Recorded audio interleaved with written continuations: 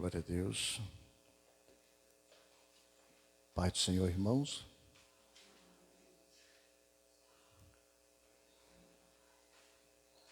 Nós estamos alegres com Jesus, estamos aqui mais uma vez, para a glória de Deus, para a glória do Senhor Jesus Cristo. É mais uma oportunidade, né, irmãos, que Deus nos concede.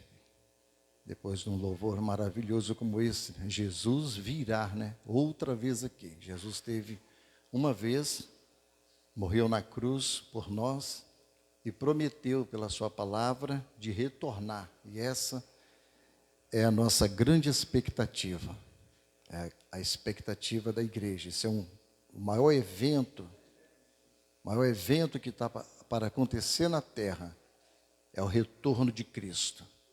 Os homens, a humanidade, vão ser pegos de surpresa ao retorno de Cristo.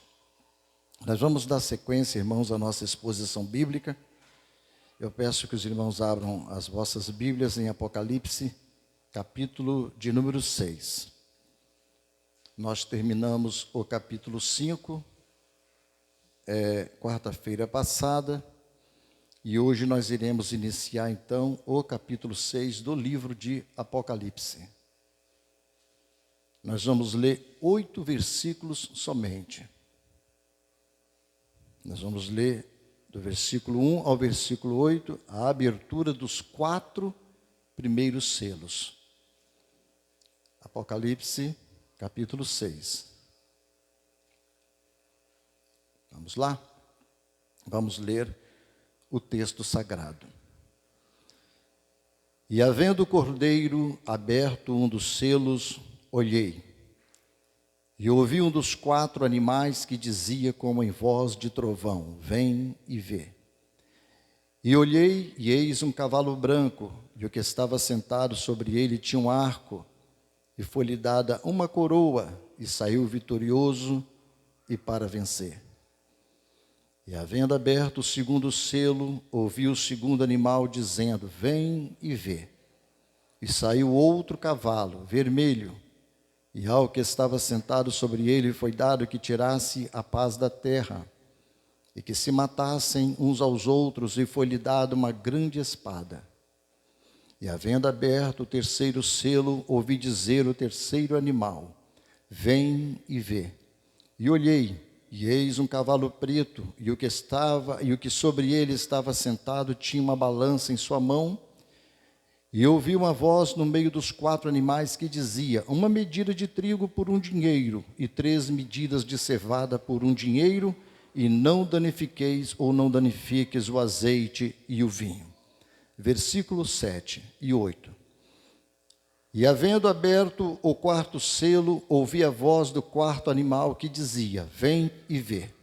E olhei, e eis um cavalo amarelo, e o que estava sentado sobre ele tinha por nome Morte, e o inferno seguia, e foi-lhes dado poder para matar a 4ª parte da terra, com espada, e com fome, e com mortandade, e com as feras da terra.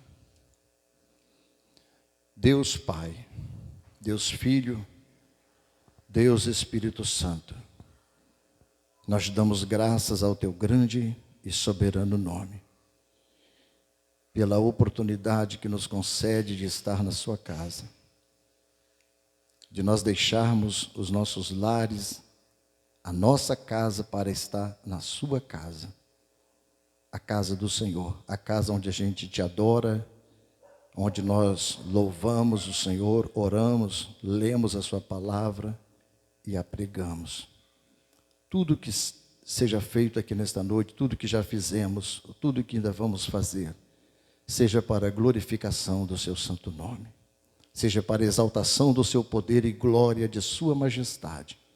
Nós somos, ó Deus, Teus servos, Teus filhos, comprados e redimidos pelo sangue do Cordeiro, pelo sangue do Teu Filho. Por isso nós estamos aqui. Ajuda-nos, receba-nos, abra as portas da palavra, fique conosco, fale ao nosso coração por intermédio da palavra, pelo poder do Espírito Santo. Assim nós Te pedimos, no nome de Jesus. Amém. Graças a Deus. Os 4 cavaleiros é o tema dessa mensagem, irmãos.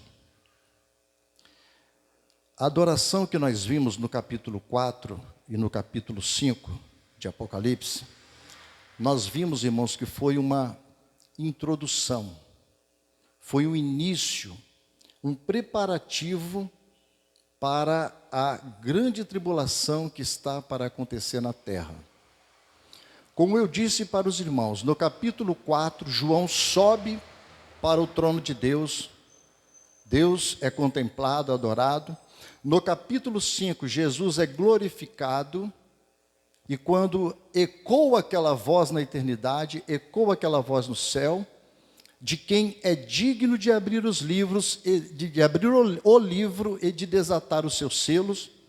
De repente aparece no cenário, João chorava muito porque ninguém era digno.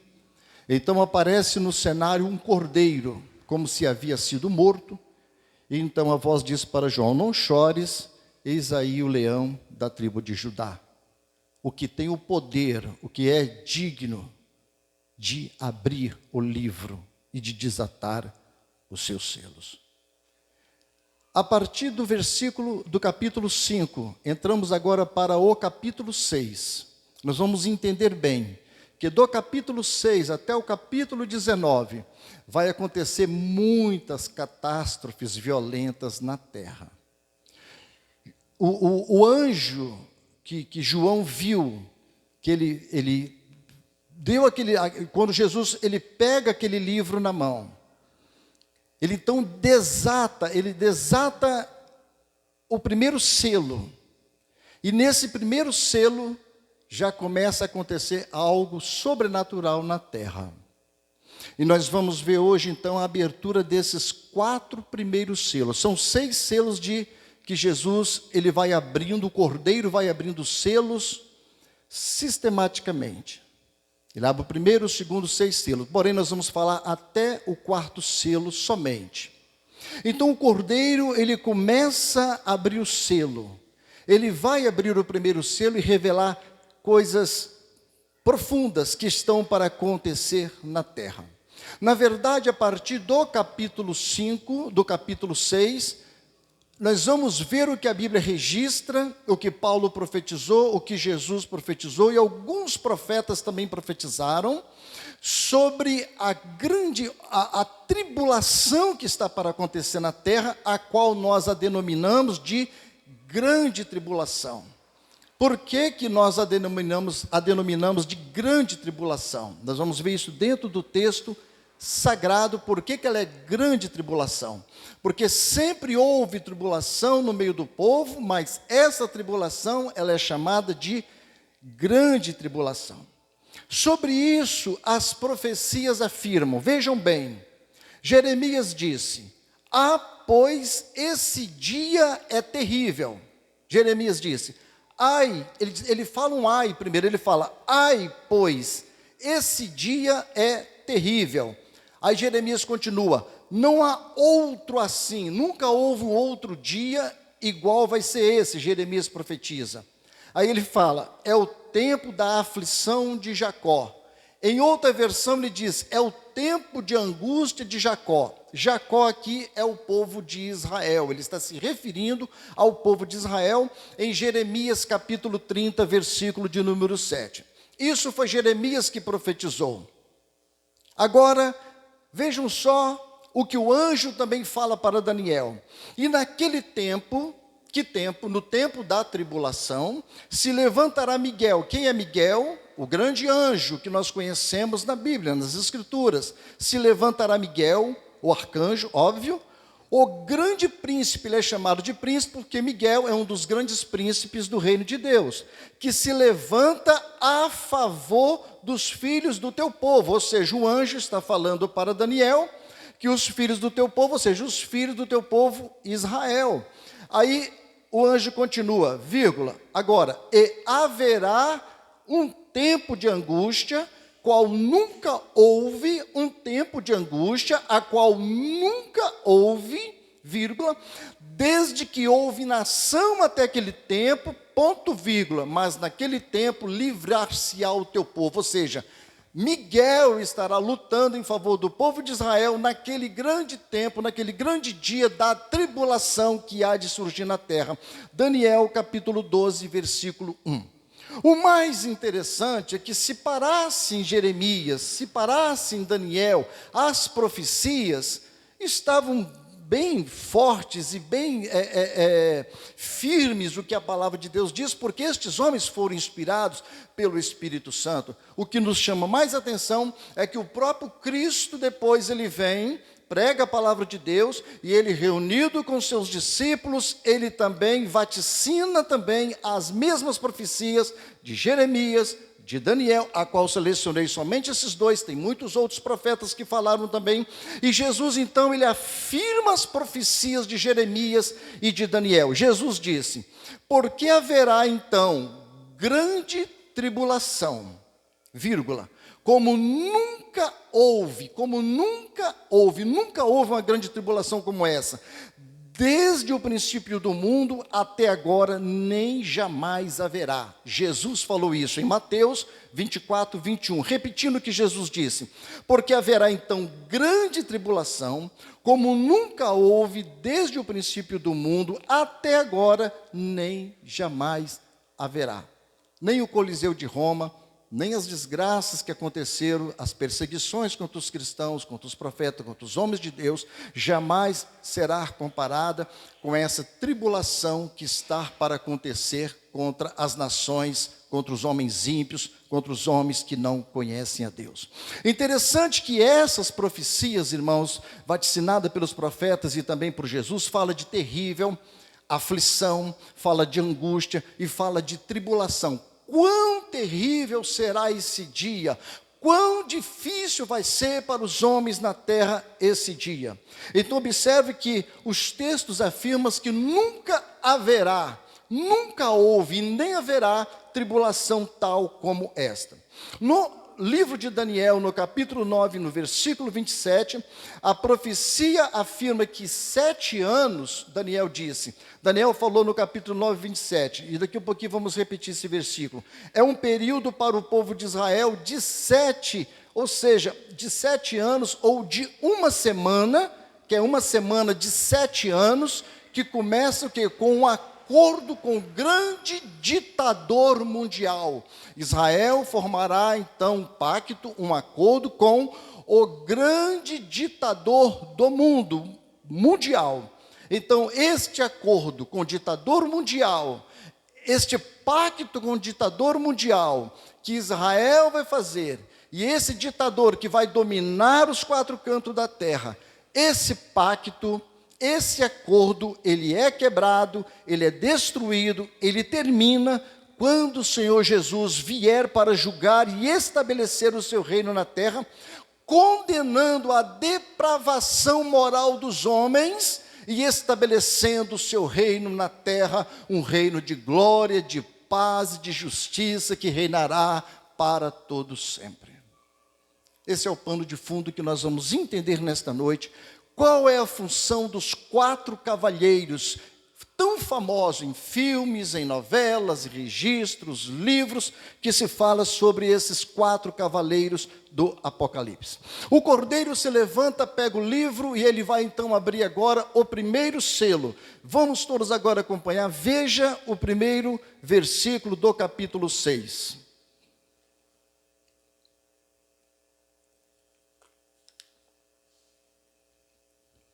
E havendo o cordeiro aberto, um dos selos, olhei, ouvi um dos 4 animais, esses 4 animais são os anjos, que dizia, como em voz de trovão, voz estrondante, né?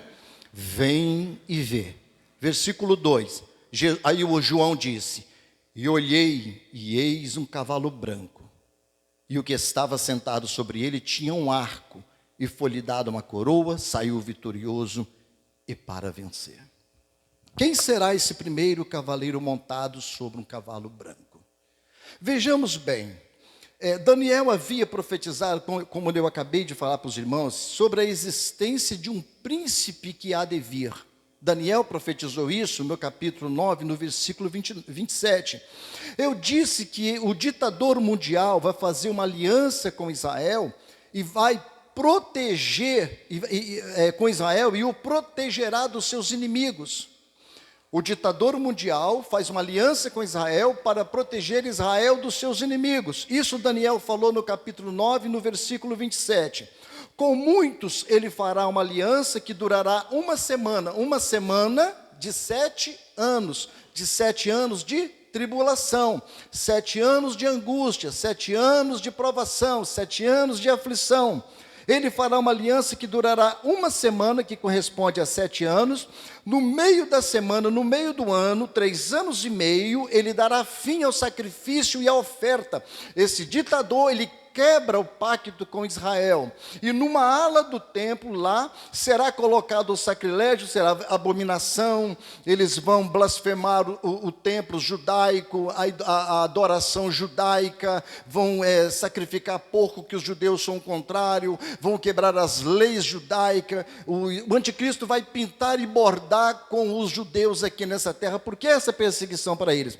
Até que chegue sobre ele o fim que lhe está decretado, até que chegará o fim que está decretado sobre esse grande ditador mundial. Então Daniel diz, esse príncipe que governará o mundo entra no cenário como se fosse então um grande homem de paz. Ele entra no cenário como se fosse um grande homem de paz. Ele avançará convencendo as nações, os seus governantes, até que esteja sobre todo o controle. E estas palavras, irmãos, necessariamente nós aplicamos ela à pessoa do anticristo. Veja no versículo 2, um cavalo branco, o que estava sentado sobre ele, tinha um arco e foi dado uma coroa, saiu vitorioso e para vencer. Nós entendemos que este ser é o anticristo, que aparecerá logo após a igreja ser arrebatada. Eu quero entender que este homem já esteja na terra. Eu quero entender que ele já deve estar, talvez até mesmo atuando nos governos, mas ainda ele não se manifestou. A Bíblia diz que ele só vai se manifestar quando a igreja subir para o alto, então aparecerá no cenário mundial o homem do pecado, o filho da perdição, o filho das trevas, o iníquo, ou o grande ditador, como a Bíblia o chama. Então nós entendemos que aqui é o anticristo, e logo vamos explicar por que nós entendemos que é o anticristo. Há teólogos que afirmam que esse ser do cavalo é Cristo, pois ele tem um cavalo branco para ser vencedor. Então ele sai com as forças, ele vem para vencer as forças do mal, eles dizem isso. E a referência que muitos entendem aqui que é Jesus, pensam que esse primeiro cavalo é Jesus, é porque no capítulo 19, no versículo 11, está escrito assim: vi o céu aberto, João diz, e diante de mim um cavalo branco. Esse cavalo branco do capítulo 19, cujo cavaleiro se chama Fiel e Verdadeiro, ele julga e guerreia com justiça. Então eles fazem uma associação, o cavaleiro do cavalo branco do capítulo 19, com o cavaleiro do cavalo branco do capítulo de número 6, a qual estamos falando aqui nesta noite. A diferença é que o cavaleiro do capítulo 19 está escrito na sua coxa, em letras garrafais, fiel e verdadeiro. Quem é fiel e verdadeiro? Quem é que tem esses adjetivos a não ser a pessoa de Jesus? Essa é uma das características. A única coisa que combina um pouco com o cavalo do versículo 6, do versículo 2 do capítulo 6, com o cavalo do capítulo 19, é que eles são brancos, mas na realidade, o anticristo vem montado num cavalo branco para mostrar realeza, para mostrar vencimento, glória, para mostrar que ele é vencedor, porque ele é imitador de Jesus. Então ele vem montado num cavalo branco para imitar Jesus, para copiar, afinal de contas ele é o anticristo. Não ama, ele é ante tudo que Jesus faz. Então vejamos que esses dois adjetivos, fiel e verdadeiro, somente pode ser apresentado à pessoa de Jesus. A única semelhança é o cavalo branco. Segundo Warren Wiersbe, ele disse o seguinte: Cristo é apresentado com a coroa de rei, no capítulo 19, no versículo 12. Presta atenção. Cristo é apresentado com a coroa de rei no capítulo 19, no versículo 12 da parte B. A palavra no grego usada para coroa no capítulo 19 se chama diadema. Vejam bem, o versículo diz o seguinte, no versículo 12, parte B. E sobre a sua cabeça havia muitos diadema, que é coroa. Enquanto o cavaleiro do capítulo 6, observe, irmãos, que a coroa que o cavaleiro do capítulo 6 usa se chama Stéfanos, no grego. Então, a coroa do cavaleiro do capítulo 6 é Stéfano, e a coroa do cavaleiro do capítulo 19 é diadema, que é totalmente diferente. Vamos mostrar a diferença. Stéfanos é a coroa de vencedor, mas a de Cristo, a diadema, é coroa de rei, rei dos reis, senhor dos senhores, rei da glória, o rei do universo, o rei que comanda, o rei que está sentado nas alturas, o rei que não se dobra para ninguém. Ele é o rei dos reis, senhor dos senhores, que vem escrito no versículo 16 na sua coxa, rei dos reis e senhor dos senhores. Por isso Jesus usa a coroa diadema do grego e não Stéfanos, como usa o anticristo do capítulo de número 6. Nós entendemos essa diferença. Então nós vemos por aí. O anticristo é a grande imitação barata feita por Satanás. Por isso, jamais o anticristo poderia usar diadema, coroa de rei. Coroa de rei somente é para Jesus. Ele tem que usar de Estéfanos. Qual é a coroa de Estéfanos? É aquele que os reis de Roma, quando venciam a batalha, os corredores venciam uma competição, eles colocavam então aquelas coroas de Estéfano, a coroa de vencedor, a coroa de um corredor, de um guerreiro. Então colocava a coroa de Estéfanos, mas nos reis colocava diadema, que é a coroa de rei, de glorioso, que está acima de tudo e de todos, e Jesus Cristo só Ele pode ter essas características e esses adjetivos. Então o anticristo, ele fala, ele enganará nações, ele enganará os judeus, e ele virá como líder de paz. Ele resolverá os problemas do mundo. O anticristo resolverá os problemas do mundo, como a economia, saúde, conflitos, segurança e principalmente, irmãos, a paz. O anticristo vem como se estivesse trazendo a paz mundial. A característica desse cavalo branco também é para representar a paz. Então ele vem como se ele fosse o pacificador. Ele é que vem trazer a paz. Então ele é apresentado desta maneira. Então, através da paz do anticristo, da autoridade dele, ele controla a economia, ele vai controlar a saúde, ele vai controlar todos os governos da terra, irmãos. Toda a política que existe hoje no mundo, o anticristo governará. As pessoas ficaram encantadas com o Hitler, quando ele proclamava, quando ele discursava, e como que ele comovia o coração das pessoas, e por isso que Hitler foi o que foi. Quem é Hitler para chegar aos pés do anticristo? Não chega nem aos pés do anticristo. Como que o anticristo vai convencer, irmãos, pessoas poliglotas, pessoas estudadas, pessoas que são de alto nível de conhecimento nessa terra, e o anticristo vai convencer? Por que que ele vai convencer? Ele vai aparecer no cenário mundial sendo ovacionado por todos os homens. Todas as pessoas na terra vão ovacionar o anticristo. Veja no capítulo 13, versículos 4 e versículo 8. Diz o seguinte o texto: e adoraram o dragão que deu à besta o seu poder. Quem é que dá o poder ao anticristo? É o dragão, que é Satanás, que é o diabo. E continua o versículo: e adoraram a besta, ou seja, o anticristo. Essa besta é o anticristo, dizendo: quem é semelhante à besta? E adoraram-na todos os que habitam sobre a terra. Todos os homens vão adorar o anticristo, vão ovacioná-lo, vão adorá-lo, vão buscá-lo, vão pedir reconhecimento dele, vão pedir para que ele solucione os problemas dos governos. Os governantes vão procurar o anticristo, esse grande líder mundial, e já estão à procura desse líder mundial, irmãos.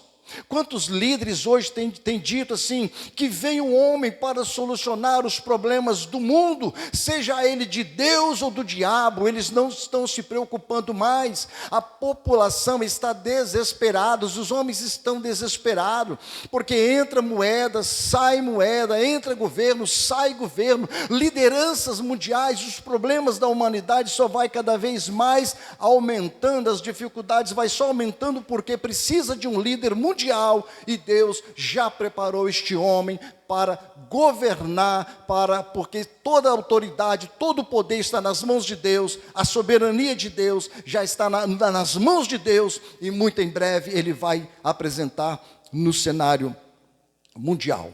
A Bíblia diz aqui no versículo 2 o seguinte: o cavaleiro saiu vitorioso e para vencer. Ora, o anticristo saiu vitorioso e para vencer? Sim, ele sai vitorioso para vencer. Ele vem para destruir, ele vem para governar, ele vem para enganar as nações, governar as pessoas. Então, João ele usa uma expressão idiomática, ou seja, vitorioso e para vencer por causa da circunstância, das coisas que estão para acontecer, para nós entendermos o que é a função desse supremo ser. É a única maneira para nós entendermos quais são a função da característica desse ser que está neste cavalo branco. Então João usa essa expressão, né?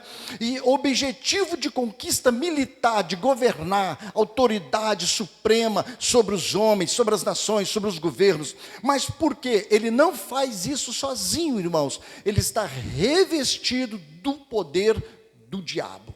Está revestido do poder de Satanás. Por isso, essas especulações que nós dizemos aí, Emmanuel Macron, o presidente da França, ele é o anticristo. Nunca. Barack Obama, quando foi presidente dos Estados Unidos, ele é o anticristo. De jeito nenhum. Nada disso nós devemos acreditar, irmãos.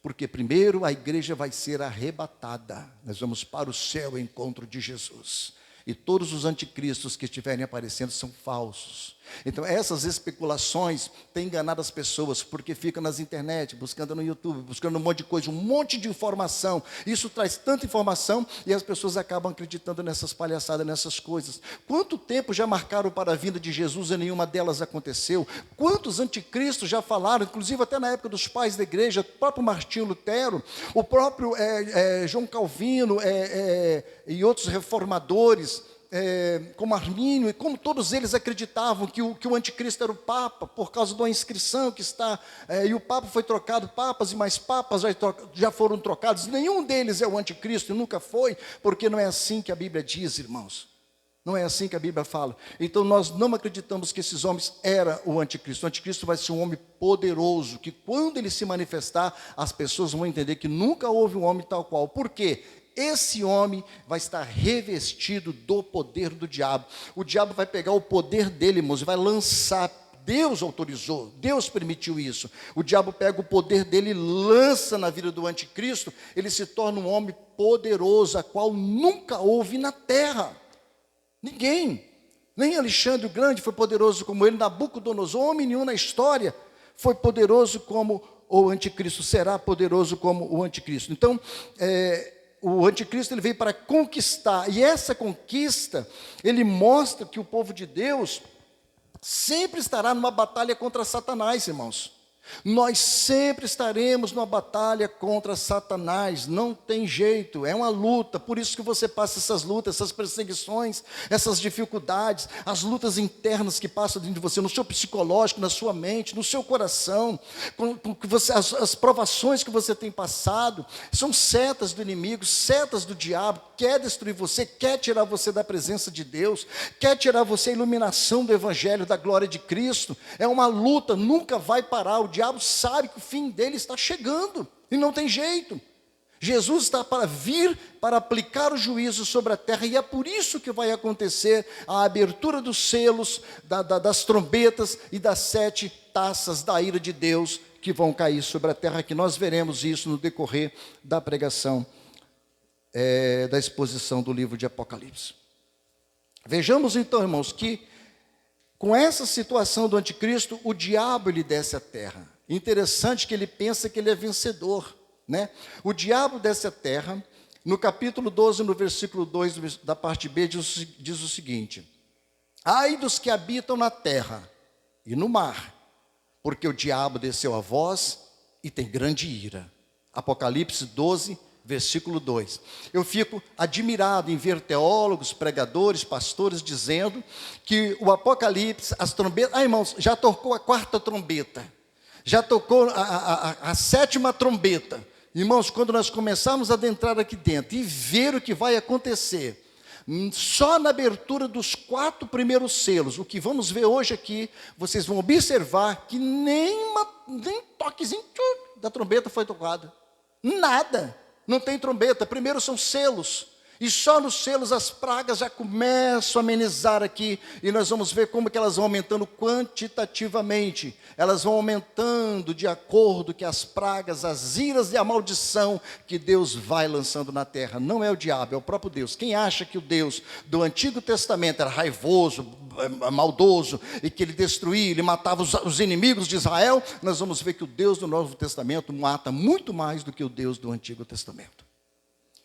Assim a besta, ela pensa que está vencendo. No Apocalipse capítulo 13, no versículo 7, diz o seguinte: e foi-lhe permitido fazer guerra aos santos e vencê-lo. Apocalipse 13, versículo 7. E foi-lhes permitido, Deus permite que a besta faz guerra aos santos, aqueles que ficaram, que não receberam a marca da besta, que isso vai ser falado também posteriormente. Esses santos que não receberam a marca da besta, os que ficaram, os que não foram arrebatados, esses santos e o povo de Israel que não recebeu a marca da besta, então foi-lhe permitido fazer guerra aos santos e vencê-lo.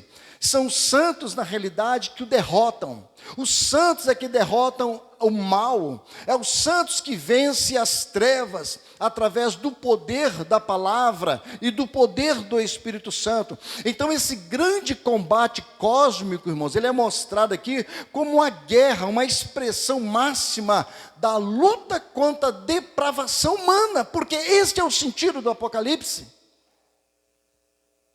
As pragas e as misérias que virão sobre a terra não é nada mais, nada menos, não é por causa do diabo, não é por causa de Satanás, não é porque Satanás aflige a igreja, mas é por causa da depravação humana, sexo desenfreado, promiscuidade.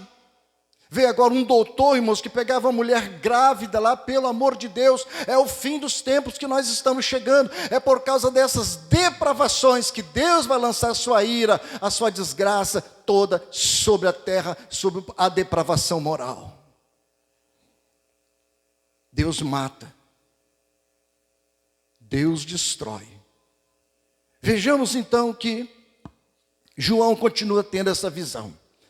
Então, ele olha, vamos agora ver o segundo cavaleiro do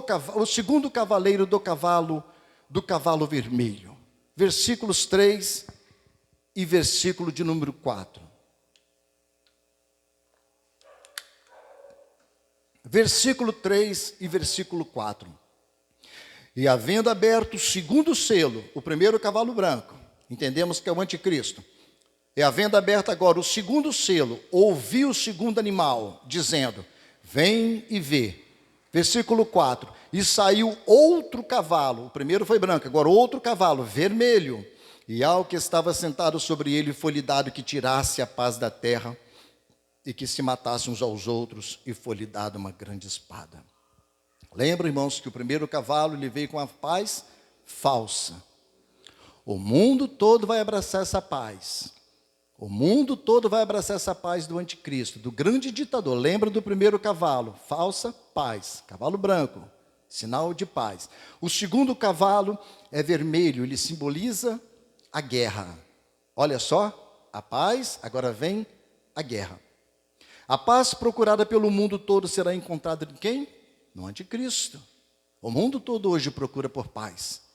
A ONU, a Organização das Nações Unidas, né? Ela procura por paz, é o que mais, entre aspas, né? Ela promove a paz mundial, né? As grandes nações estão procurando por paz. Então, a paz tão encontrada no anticristo, eles acham isso no Cristo. Então, no anticristo. Ele começa as suas conquistas, o anticristo, ele começa pela paz. Mas observe que a ferramenta dele aqui é um arco, mas não tem flecha, porque ele mostra como paz. Então ele não vem com flecha. Mas acontece, irmãos, que os 4 cavalos, eles estão interligados. Eles não são seres separados. Os quatro estão interligados. Um faz acompanhamento ao outro.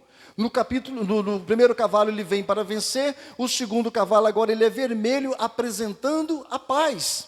Então vejam bem que a ferramenta do cavalo vermelho, se vocês não observaram, vejam bem, o que estava sentado sobre ele, foi-lhe dado que tirasse a paz da terra, que se matasse uns aos outros, e foi-lhe dado o quê? Uma grande espada. Mas o primeiro tinha um arco. Então o cavalo agora é mudado para o vermelho. Vemos, eles estão interligados, não são seres separados. Eles têm uma ligação. Isso aqui é questões metafóricas, né, para nós entendermos, alegorias, para nós entendermos quais são as pragas que virão sobre a terra através desses espíritos, que na verdade são espíritos demoníacos autorizados por Deus. Lógico que ninguém vai ver cavalo vermelho, cavalo branco, cavalo amarelo ou preto, de maneira alguma, mas são espíritos que são determinados por Deus.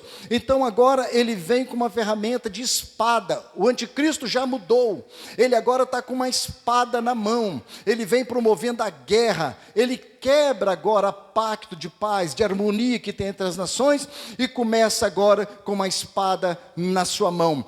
Paulo advertiu sobre esse tempo em 2 Tessalonicenses, no capítulo 5, no versículo 3. Paulo disse isso aos irmãos de Tessalônica. Ele disse o seguinte: pois que, quando o mundo disser, quando eles disserem, aí o mundo vai dizer: olha, o anticristo dominou, estamos todos agora em paz, tudo em segurança. Aí eles dizem, e quando eles disserem a paz e segurança, então ao pronome, lhes sobrevirá o quê? Repentina destruição. A destruição vai ser tão rápida que eles não vão esperar, eles não sabem o que está para acontecer.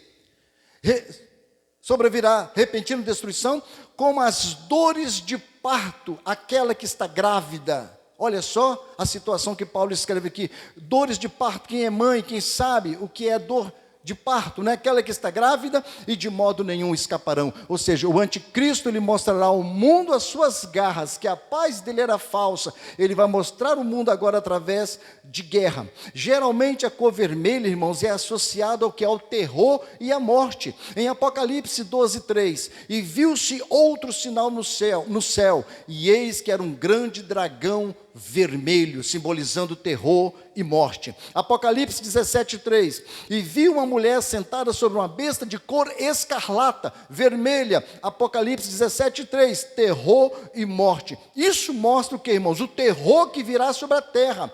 É uma carnificina desenfreada, um forte derramamento de sangue. Interessante que nós temos que lembrar o que eu falei no início, na introdução, que é uma tribulação tal qual nunca houve na terra. Então imagine esse cavalo da morte, as guerras que têm acontecido, é cafezinho pequeno diante das guerras que vai ser promovida pelo anticristo. Então a guerra, irmãos, sempre esteve presente na vida dos homens, desde a queda do homem até os dias atuais. A guerra sempre esteve presente na vida dos homens. A pior guerra de todos os tempos foi a Segunda Guerra Mundial, entre os anos de 1939 a 1945. Não só foi a mais mortal da história da humanidade, como criou o período mais sombrio já visto. Em 6 anos, cerca de 6 milhões de judeus foram dizimados pelo Holocausto e mais de 20 milhões de soldados morreram. E ainda até a queda das bombas nucleares, Little Boy, que significa garotinho, e Fat Man, que é homem gordo, que foi soltas em Hiroshima e Nagasaki, a Segunda Guerra levou em torno de, pasmem, 85 milhões de pessoas por causa da guerra. Agora, isso não chega nem ao menos aos pés do estrago que esse cavaleiro, o segundo cavaleiro, vai fazer, irmãos. Não chega nem aos pés. O mundo não sabe o que lhes esperam. Vê como você está segura, como você está seguro. Vê como que a sua vida está pautada em Cristo. A graça que Deus te deu nesta noite de você estar aqui para ouvir essa palavra. A sua vida precisa estar pautada em Cristo, mais firme, mais seguro, mais objetiva, olhando para Jesus. Para de olhar para homem, para de olhar para problema, para as lutas. Olha para Jesus, para as Escrituras, para a palavra, para a oração, pela verdadeira palavra, pelo Espírito de Deus. Reforça a sua fé, seu ânimo, a sua alegria, a sua esperança, sabendo que a sua fé está depositada em Cristo e você vai estar livre dessas pragas que estão para vir na terra, que você é protegida pelo Deus Altíssimo, pelo soberano Senhor que fez os céus e a terra. O Deus que te ama e que te chamou entre as trevas e falou: filha minha, filho meu, tu és minha. E Deus tem te abençoado, tem te protegido. Certamente ultrapassará em morte a segunda grande guerra. Não tem escrúpulo o cavalo vermelho, o cavaleiro do cavalo vermelho. E não existe lei para ele. Ele vai promover a guerra de tal forma, tal qual nunca houve na face da terra. Os grandes generais, os que já morreram, os que existem, nunca viram uma batalha tal como essa. Quando a gente assiste esses filmes de guerra, né, irmãos? Mesmo das guerras medievais, aqueles escudos antigos e as guerras modernas, contemporâneas, que nós assistimos, vemos tantas atrocidades. Assistimos aquele filme O Resgate do Soldado Ryan, quando eles aportam ali na praia da Normandia, como que eles são atacados pelos nazistas, a cabeça deles é arrancada na base da bala, tiro, os olhos escancarados, né? Sangue derramando para tudo quanto é lado. Isso ali está relacionado à Segunda Grande Guerra Mundial. A carnificina foi tomada nesses tempos, mas é incomparável o que o cavaleiro do cavalo vermelho está para fazer na terra. Vamos adiante. Então João continua abrindo o livro. Ele agora vai abrindo o selo. Ele vai abrir agora o terceiro selo, que é o versículo 5 e o versículo 6. 5 e 6. E havendo aberto o terceiro selo, João diz: ouvi dizer o terceiro animal: vem e vê. E olhei, e eis um cavalo preto, e o que sobre ele estava sentado tinha uma balança em sua mão. E ouvi uma voz no meio dos 4 animais que dizia: uma medida de trigo por 1 dinheiro, 3 medidas de cevada por 1 dinheiro, e não danifiques o azeite e o vinho. Vejamos que a fome e a guerra sempre andaram juntas. Paz falsa.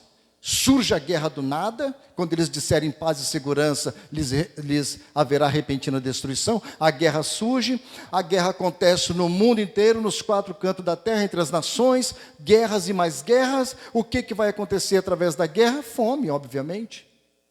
Vai destruir a economia, vai destruir a forma, né, de arrecadar alimentos. Vai acontecer fome.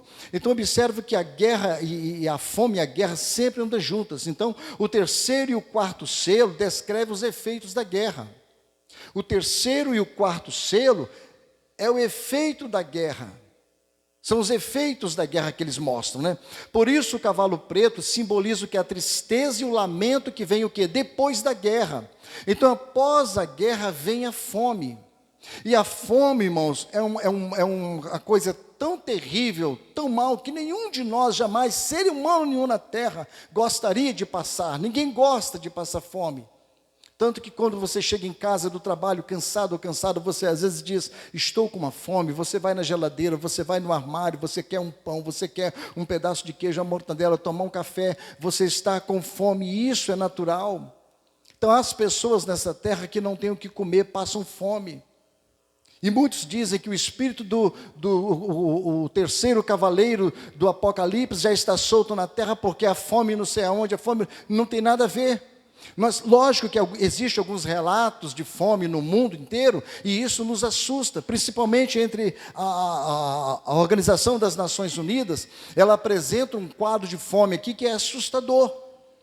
A ONU diz o seguinte, que o número de pessoas enfrentando níveis de crise de fome, ou em pior situação, aumentou em 40 milhões de pessoas no ano passado, em 2021.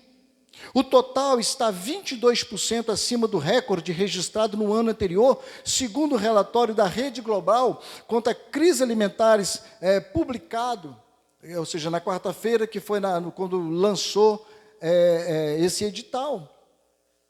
A aliança integrando ONGs, as Nações Unidas e a União Europeia alerta que a guerra na Ucrânia poderá piorar um cenário que já se vinha agravando a um ritmo alarmante bem antes do conflito com a Rússia.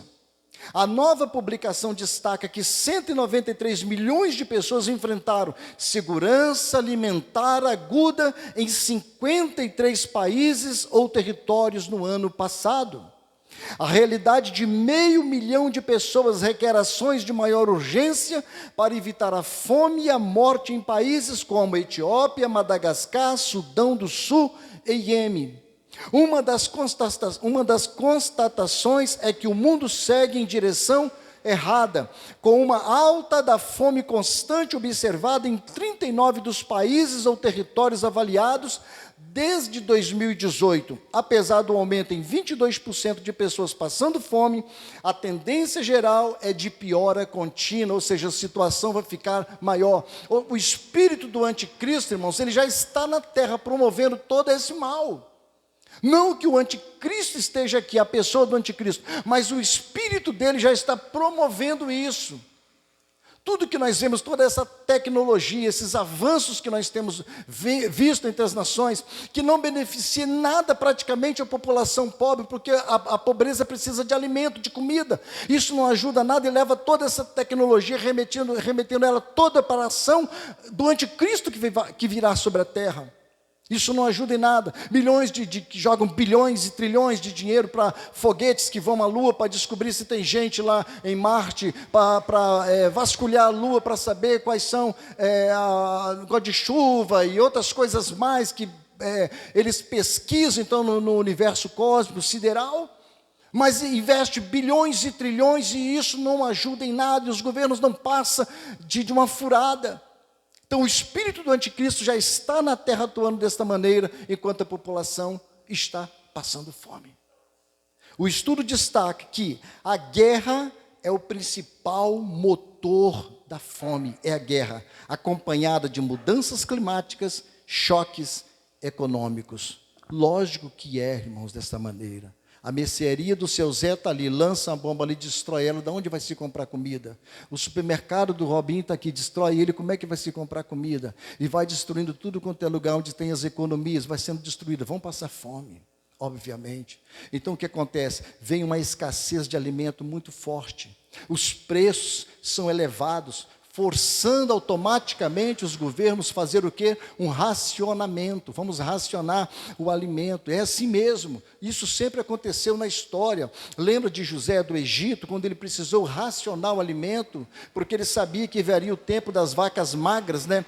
Interessante que essa questão de racionamento, Deus também já tinha alertado o povo em Levíticos, no capítulo 26, no versículo 26, que ele disse, havia um adágio, uma expressão popular no meio do povo judeu, entregarão o pão por peso. Isso significa o quê? Escassez de alimentos.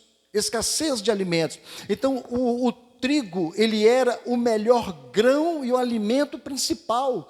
E a cevada era mais barata e menos nutritiva. Enquanto os pobres comiam cevada, os ricos comiam trigo. Por isso está aqui no capítulo, no versículo 6, né? Uma medida de trigo por um dinheiro, 3 medidas de cevada por um dinheiro e não danificas o azeite e o vinho. Até mesmo a cevada era dada a animais, para os irmãos terem uma ideia. Então, vai acontecer esses tipos de problema. A média salarial diária de um trabalhador era de 1 denário, ou seja, o trabalhador trabalhava um dia para ganhar uma moeda, que certamente valia muito mais do que os dias de hoje. Era um grande valor de 1 denário, ou seja, um dinheiro. Uma medida de trigo correspondia o quê? A meio litro a meio litro uma medida de trigo, né? Ou seja, o suficiente para as necessidades diárias de uma pessoa. Na tribulação, um homem terá de trabalhar o dia inteiro só para garantir o alimento de si mesmo. Vai trabalhar o dia inteiro e o que vai comer ainda não vai dar para si, não tem como levar para a esposa, para os filhos, não tem jeito, porque haverá um racionamento, haverá uma grande tristeza e angústia por causa da fome na terra. Não tem jeito. Enquanto os ricos terão à sua mesa o trigo, o azeite e o vinho em abundância. Os ricos ficarão menos ricos e os pobres cada vez mais na miséria. Isso o anticristo vai dominar a terra. Uma medida de trigo por um dinheiro, 3 medidas de cevada por um dinheiro. Aí ele diz, não danifiques o azeite e o vinho. Enquanto os poderosos, os ricos, estão lá só no azeite, no vinho, no trigo, comendo do bom e do melhor, a população em geral, a massa em geral, cada vez mais pobre, cada vez na miséria. E os ricos também vão ficar menos ricos também, por causa da desgraça que vai acontecer com o cavalo preto na terra. Então, o que vai acontecer? O anticristo ele vai controlar a economia mundial. E ele vai promover a sua capacidade intelectual, a sua capacidade de logística, ele vai promover a sua capacidade de como governar as nações, fazendo o quê? Olha, eu tenho comida para vocês, eu tenho comida, eu tenho jeito de dar comida. Aí, lembra que nós vamos entrar lá na frente, por isso que o livro do Apocalipse vai lá e volta, o livro do Apocalipse vai e volta. João já está falando de coisas aqui, irmãos, que vai acontecer lá na frente. Só vai poder comer, vender, trocar, quem tiver o quê? A marca da besta, que é o número de um homem, 666. Vai sair para o trabalho e não pode comprar. Você tem a marca da besta? Não vai falar a marca da besta, né? Senão o anticristo mata ele também. Né? Você tem a marca aí do anticristo, vai falar alguma coisa lá, não sei, né? Aí fala, não tem a marca, então você não pode comprar. Aqui é a sua mercearia, você tem a marca aí, você tem um sinal que você fechou com o homem lá e tal. Não tem não, então fecha que o seu estabelecimento não pode. Não pode comprar e não pode vender. Então vai fome, a escassez de alimento será grande. Só aqueles que venderam as almas, só aqueles poderosos é que vão governar nessa terra, nesse grande dia. João então parte para o 4º selo, e é o último selo que nós vamos falar, o 4º cavaleiro do cavalo amarelo, versículos de números 7 e 8. Versículo de número 7. E havendo aberto o 4º selo, ouvi a voz do 4º animal que dizia, vem e vê. E olheis um cavalo amarelo, e o que estava sentado sobre ele tinha por nome Morte, e o inferno o seguia, e foi-lhes dado o poder para matar a 4ª parte da terra, com espada, e com fome, e com mortandade, e com as feras da terra. João vê 2 criaturas aqui. Interessante que João vê 2 criaturas. Ele vê aqui a morte está montada num cavalo amarelo, e interessante que quando a morte está montada no cavalo amarelo, o inferno o segue. Aonde a morte vai, o inferno vai atrás. Aonde a morte vai, o inferno está indo. As duas não se desligam. Inferno é o Hades do grego, ou seja, reino dos mortos, para onde é levada a vida das pessoas quando morrem, para o Hades, para o reino dos mortos. Então, o inferno vai seguindo este cavalo amarelo, este cavaleiro do cavalo amarelo, e vai matando mais gente. Entendo, irmãos, que a morte, por causa da fome, vai matar agora milhões. Vejam que estão interligados. Entende como que os 4 não são separados? A paz falsa, só para nós recapitular. A paz falsa, depois vem o quê? Ele quebra, vem a guerra, por causa da guerra vem a fome, e por causa da fome, obviamente, quem está com fome vai morrer. Observam que é as pragas que estão sobre a terra que vai surgir. A morte se situa à frente, devastando todo o corpo humano que vem pela frente, e o inferno vai pegando as almas. A morte vem, ceifa aquele corpo, mata aquela vida, o inferno vem, pega aquelas almas. A morte vem, ceifa aquela vida, o inferno vem, essa alma é minha. E assim vai, a morte e o inferno fazendo uma carnificina, na guerra, na fome, junto com o anticristo, dominando os 4 cantos da terra. Os 4 cavaleiros do Apocalipse, eles agem em conjunto, um só, para exaltar a Satanás, para magnificar a Satanás, para destruir as almas dos homens, porque esta é a sua função. Então esse 4º cavaleiro, ele vem destruindo as almas dos homens, ele destrói as vítimas e mais vítimas. Aí ele vem armados com o quê? Com espada. Quem escapa da espada entra na fome, quem escapa da fome fica com pestes, com doenças, com pestilências. Agora tem outro problema: quem escapa da peste, quem escapa da fome, quem escapa da espada, entra agora na mira dos animais selvagens. Deus libera também os animais selvagens, os ursos, os leões, os bichos mais ferozes vão sair nesse dia para atribular os homens na terra. Isso está determinado por Deus. Por isso eu não creio, irmãos, que todas essas pragas que estão para vir, Jesus não vai jamais deixar a igreja passar por isso. Não há necessidade aos olhos de Deus. Por que essa tribulação sobre a igreja? Essa grande tribulação? Não, isso aqui é uma perseguição para os judeus, perseguição para aqueles crentes que não foram fiéis e não subiram no arrebatamento e ficaram, para aqueles que foram desobedientes e todos os homens ímpios. Deus vai lançar a ira sobre eles. O próprio Deus deu esse poder para infligir sofrimento terrível à humanidade. Interessante que Ezequiel, o profeta, no capítulo 14, versículo 21, ele já havia profetizado. Ele disse: porque assim diz o Senhor Deus. Olha o que o profeta falou, irmãos, observem, ouçam. Porque assim diz o Senhor Deus: quanto mais se eu enviar os meus 4 maus juízos.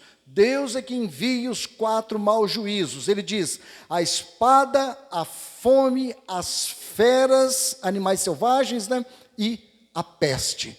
Tudo isso vai acometer a humanidade que está sobre a terra, irmãos. As pragas de Deus que está por vir. E nessa situação, a coisa fica tão complexa, tão feia. Gente morrendo. A Bíblia diz que a morte, os corpos, vão dar nos freios do cavalo.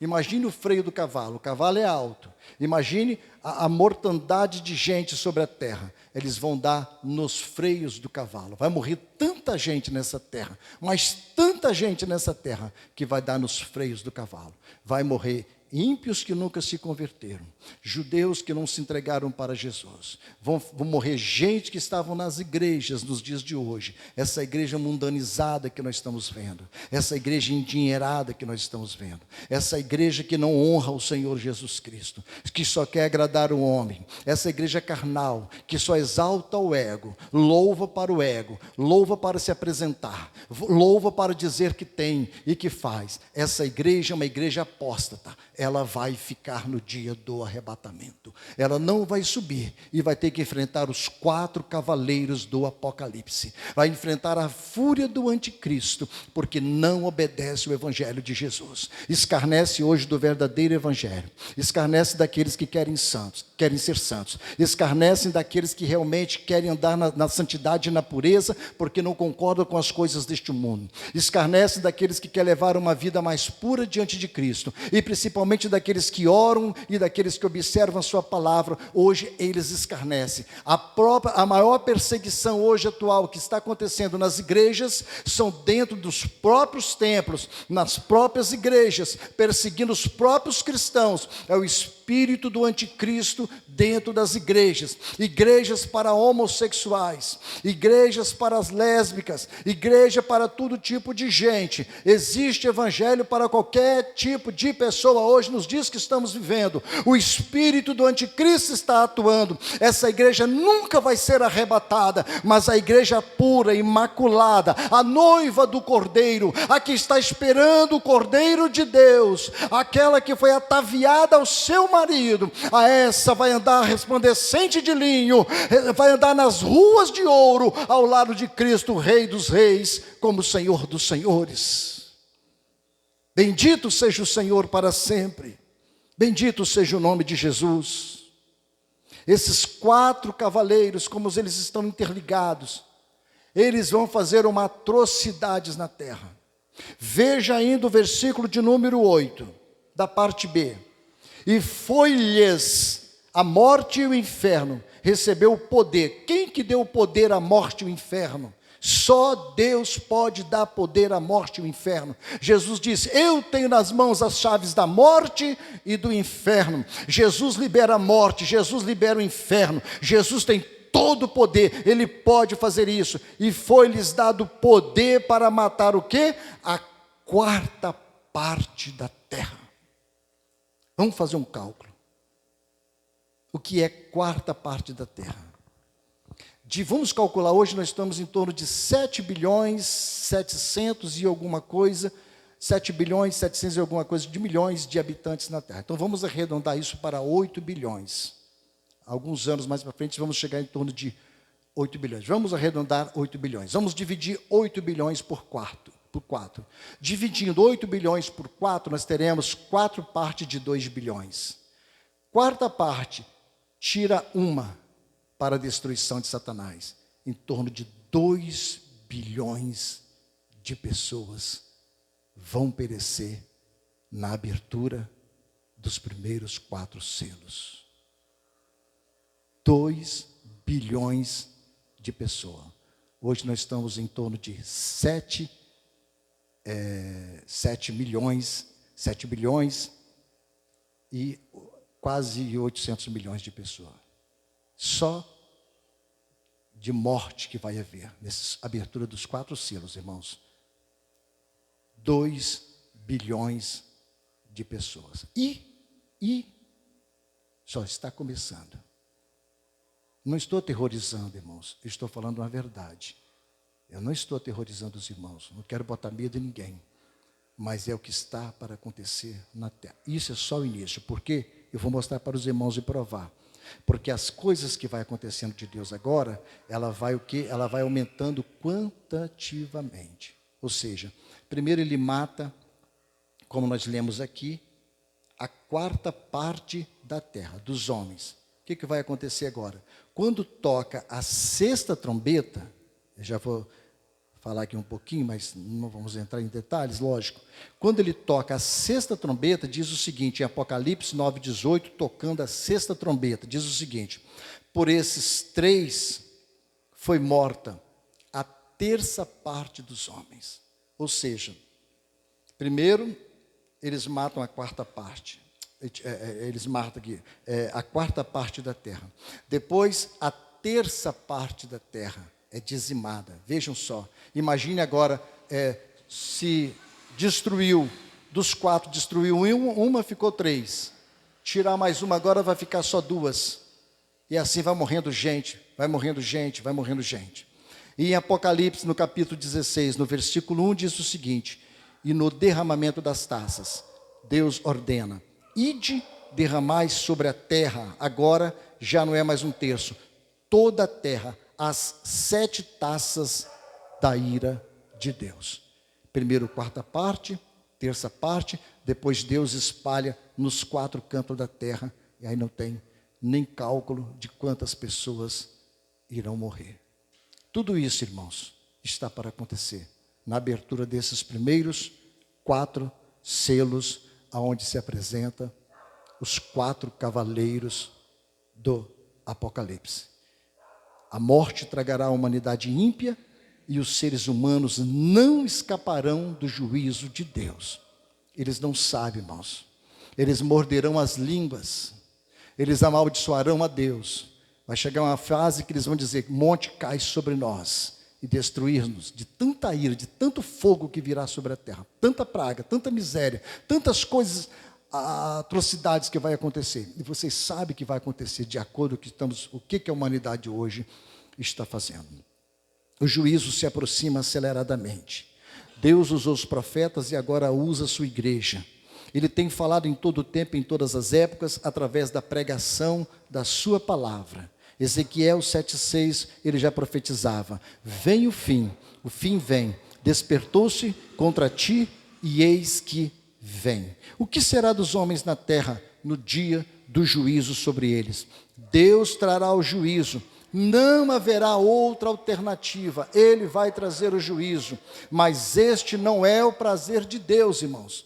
Deus não tem prazer na morte do ímpio. Ezequiel 33, 11, diz-lhes: vivo eu, diz o Senhor Deus, que não tenho prazer na morte do ímpio, mas em que o ímpio se converta do seu caminho e viva.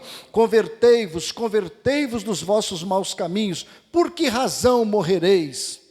2 Pedro capítulo 2, versículo 9, o Senhor não retarda a sua promessa, ainda que alguns a tenham por tardia, porém é longânimo para convosco, com a igreja, não querendo que ninguém se perca, senão que todos venham a arrepender-se. E para nós então concluirmos, fecharmos aqui com mais 2 versículos, dizendo: Paulo escreveu a Timóteo: Deus quer que todos os homens se salvem e venham ao conhecimento da verdade, 1 Timóteo 2,4, e Paulo escreveu a Tito: porque a graça salvadora de Deus se há manifestado a todos os homens, ensinando-nos que, renunciando a impiedades, deixar de ser ímpio, e as concupiscências mundanas, vivamos neste presente século, sóbria, justa, piamente, com piedade, aguardando a bem-aventurança, esperança e o aparecimento da glória do grande Deus e nosso Senhor Jesus Cristo. Tito capítulo 2, versículo 11, 12 e 13. Assim sendo, nenhum homem terá desculpas diante de Deus, o Todo-Poderoso, por ele exercer juízos na terra. Ninguém. Hoje é o dia aceitável para a salvação, é o dia que nós devemos estar firmes, é o dia que nós devemos adorar, é o dia que nós devemos glorificar o que vive e reina para todo sempre, pois o seu juízo está vindo sobre a humanidade. Que Deus tenha a misericórdia de nós e nos guarda de todo esse mal e proteja nossas vidas, nossas almas na presença de Cristo. Deus abençoe. Feche os teus olhos, eu vou orar por nós, orar por você, orar pelas nossas vidas. Fecha os teus olhos. Amado Deus, eterno Pai, que estás no céu, santificado seja o teu nome para sempre. Damos graças, ó Deus, pela sua palavra, pelo Espírito do Senhor que está nas nossas vidas, pelo que o Senhor Jesus fez na cruz por nós, nos redimindo de todo o nosso pecado. Ajuda-nos, ó Deus, a manter-nos firmes na tua presença, não vacilar os nossos pés, livrar-nos de todo o mal, que possamos estar firmes, ó Pai, para aguardar o Senhor para a salvação, para a nossa libertação eterna, sairmos deste mundo, Pai, e encontrar com o Senhor para sempre, no teu reino e na sua glória. Tenha misericórdia daqueles que estão perdidos, tenha misericórdia daqueles que ainda não abriram seus olhos e não têm compreensão das Escrituras. Nós oramos por ele, nós oramos pela igreja, nós oramos pelos teus filhos, que o Senhor tenha misericórdia de nós. Por tudo entregamos nas tuas mãos, em o nome de Jesus. Amém.